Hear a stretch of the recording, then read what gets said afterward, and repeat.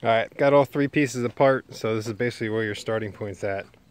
You can see the holes in the bottom of the bumper that line up with the valance, and you can see the holes in the top side of the bumper that line up with the grill shell. Like I was mentioning earlier, the bumper comes with a flange on it. If you want to use your factory brackets and build an intermediate bracket that would bolt across here and here to bolt to your factory bumper mount, this flange is left on there so you can do that.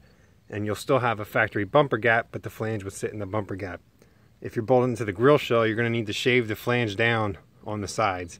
It can stay in the middle, it doesn't really matter because the grill shell stops here, and this is behind the grill shell. But for the other part of the grill shell where it's flat, you need to shave this flange down. Just use a flap wheel on an angle grinder. If you don't have one, they're like 30 bucks at Harbor Freight, and you'll use the thing all the time. It's just real quick to shave it down with the angle grinder disc. On the sides, you'll see there's a seam here. This isn't two pieces, this is still one piece of fiberglass. The mold is a separate piece here to be able to have it wrap around the back and still come out of the mold. So this is just an indentation in the mold so that this is a high spot when the part's built, so when you paint it and they prep it, this will sand down smooth. You don't need to worry about filling it, and you don't have to worry about it. It's not two pieces, it's still one piece, even though it kind of looks like two with the seam. But like I said, you'll need to shave that lip down so your grill shell can fit.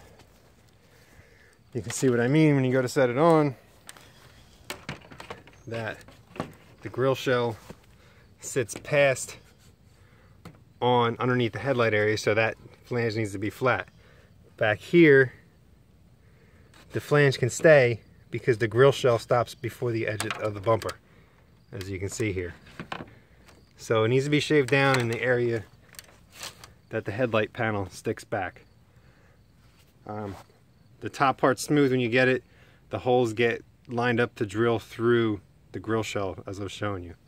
For the bottom side, making the holes, you can see here in the sun all these indentations. All of these actually start with indentations. You can see these indentations are oval. I only drilled a round hole in them though. So all those indentations that are in the bumper are from the factory bumper where all the holes were to line up with the lower valance. So you can see here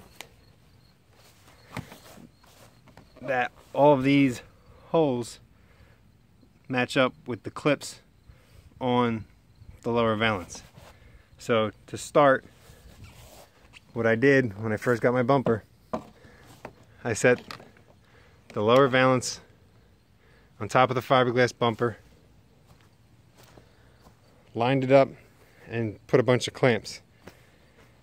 Then I marked to make sure that these holes, indentations, lined up with the holes in here. I popped the nut clips off to make sure they lined up. They all did line up. So what you can do when you get yours, if you pop holes in all of these indentations, it'll line up with your bumper cover. As you can see,